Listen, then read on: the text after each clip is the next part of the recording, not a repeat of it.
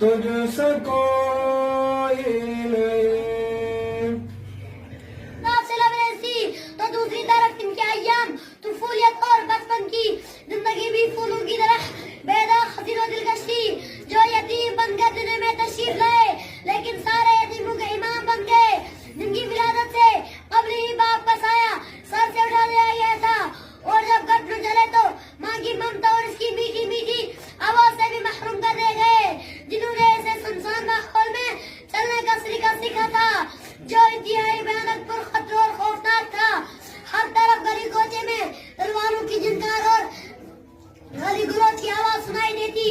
اللہ اللہ، کتنا خوفناک منظر تھا کہ باپ باپ چلاتی ہوئی معصوم بچے بھی زندہ درگور کر دی جاتی، ایک خدا کو چھوڑ کر سینکڑوں دیوی دیوتاؤں کی پرستش کی جاتی۔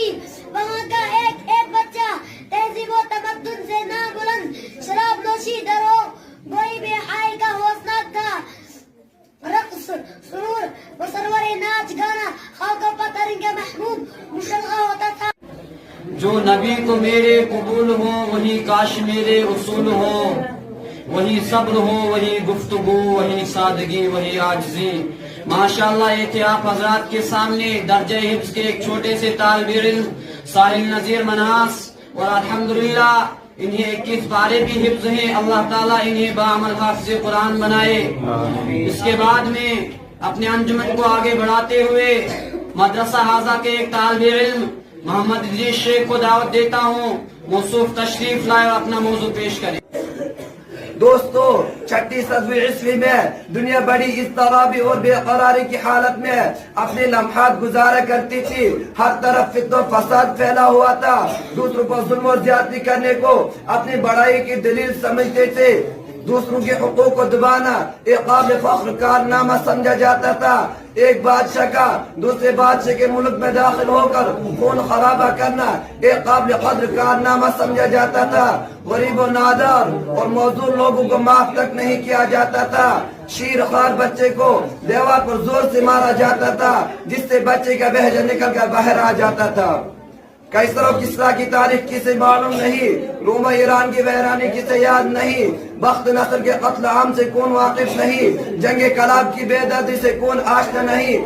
الغرض پوری دنیا میں فساد ہی فساد پھیلا ہوا تھا، چاہے روم ہو یا ایران، پاکستان ہو یا ہندوستان، یورپ ہو یا ایشیا، روئے زمین کا کوئی خطہ ایسا نہیں تھا جہاں لوگ امن و شانتی کی زندگی بسر کر رہے ہو۔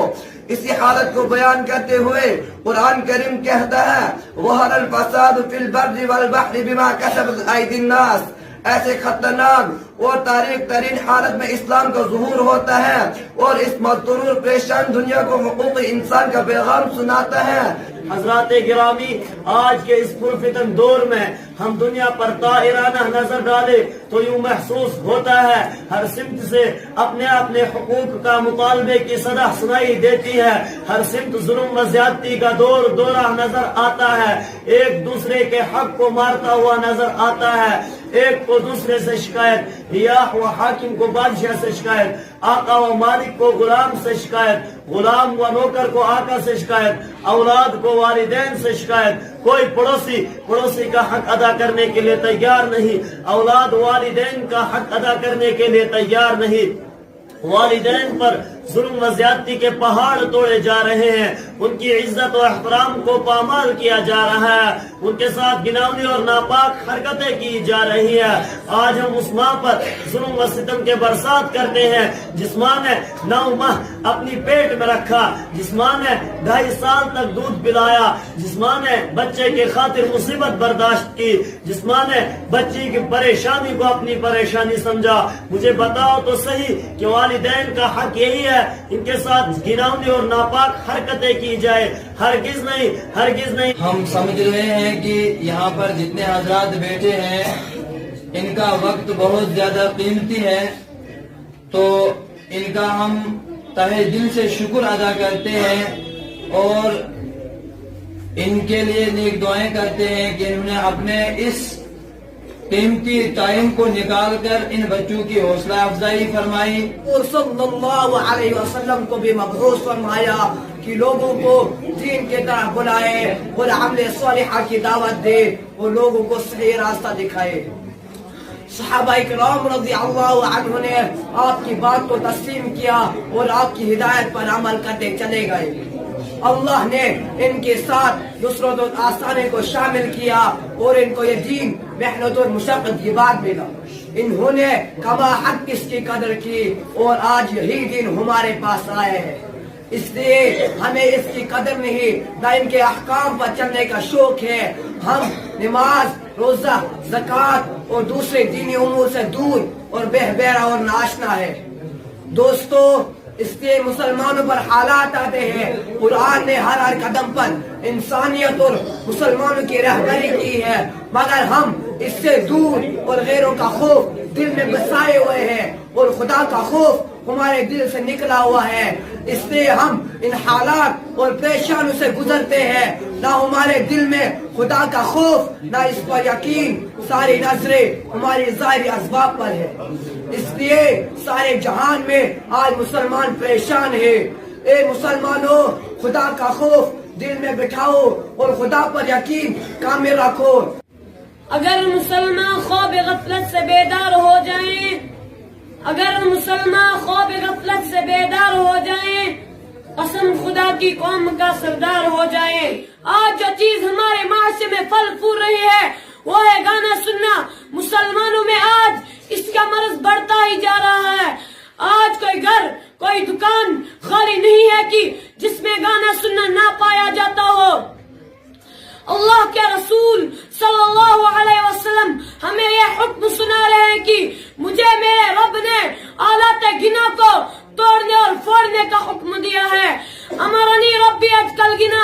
आज हमारी तबाही का बड़ा राज इसी में मुज़बिर है कि आज गैर जानते हैं कि मुसलमानों को इस्लाम से खारिज तो नहीं कर सकते, बल्कि इनको इस तरह कर दिया जाए कि वो इस्लाम पर चलने वाले ना रहे।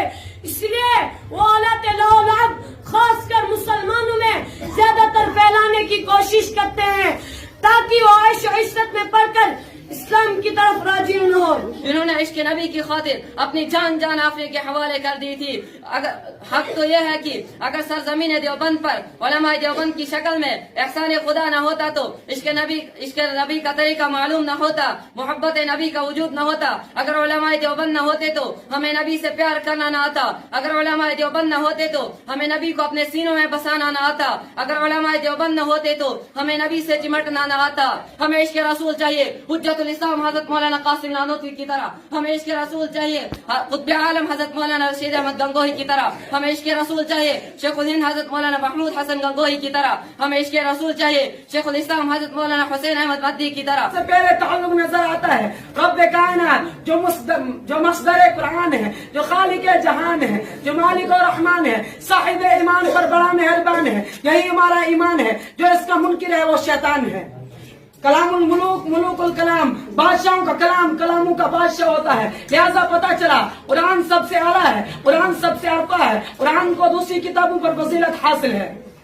मैं पहली बार इस सब डिवीजन में अपने दूर तहसील एरिया में पहली बार मैंने ऐसा कोई प्रोग्राम, दीनी प्रोग्राम दारुल उलूम की मुसातत से पहली बार मैंने ऐसा कोई प्रोग्राम यहाँ पर अटेंड किया। और हमारे अजीज नवनिहाल बच्चों ने जो अपने जहन को लाकर जहन में बातें जमा करके और उनको यहाँ जिस अंदाज में पेश किया उसकी कोई मिसाल नहीं। कि यहाँ के जो साथिज़ा कराम हैं, जो इनकी मेहनत है, ये इंशाअल्लाह ताला रायगा नहीं होगी। हम खुद देख रहे हैं ये किस तरह रात दिन जद्दोजहद कर रहे हैं इस दारुल उलूम को आगे बढ़ाने के लिए, यहाँ इस इलाके के नौनिहाल बच्चों को आलिम बनाने के लिए और दीन को आगे बढ़ाने की जो कोशिश इनकी है, अल्लाह ताला इनको जज़ाए खैर अता करे। सबसे पहले मैं तमाम बच्चों को जिन्होंने यहाँ पे सीरत बयान की उनको मुबारकबाद पेश करता हूँ। और सबसे बड़ा इनाम जो उनके लिए हमारी शाबाशी है। हम इससे ज्यादा इनाम उनको कुछ नहीं दे सकते। ये हमारा आने वाला असासा है। और आज ही दीन की इतनी फिक्र जब ये करेंगे तो इनकी नशो नमा भी बहुत अच्छी तरह से यहाँ पे हो रही है।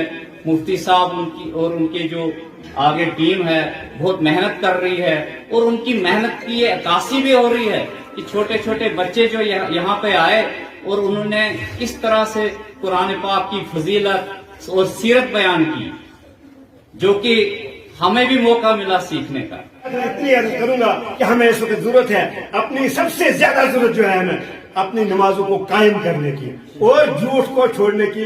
मैं उलमाओं के सामने ज्यादा तबसरा नहीं कर सकता हूँ, आपके इशारा काफी होता है कि कितने उलमा की कुर्बानी लग रही है, कितने हमारे बच्चों की कुर्बानियां लग। ये आसान बात नहीं होती। 5 साल का बच्चा आपके सामने तफसीर कह रहा है, 10 साल का बच्चा आपके सामने सीरत नबी पर बोल रहा है, ये आसान बात नहीं होती है। ये बहुत मुश्किल बात है और बहुत कशीदा काम है। इसके लिए इसके पीछे बहुत लोगों का खून जलता है, बहुत लोगों की उसमें वो होती है।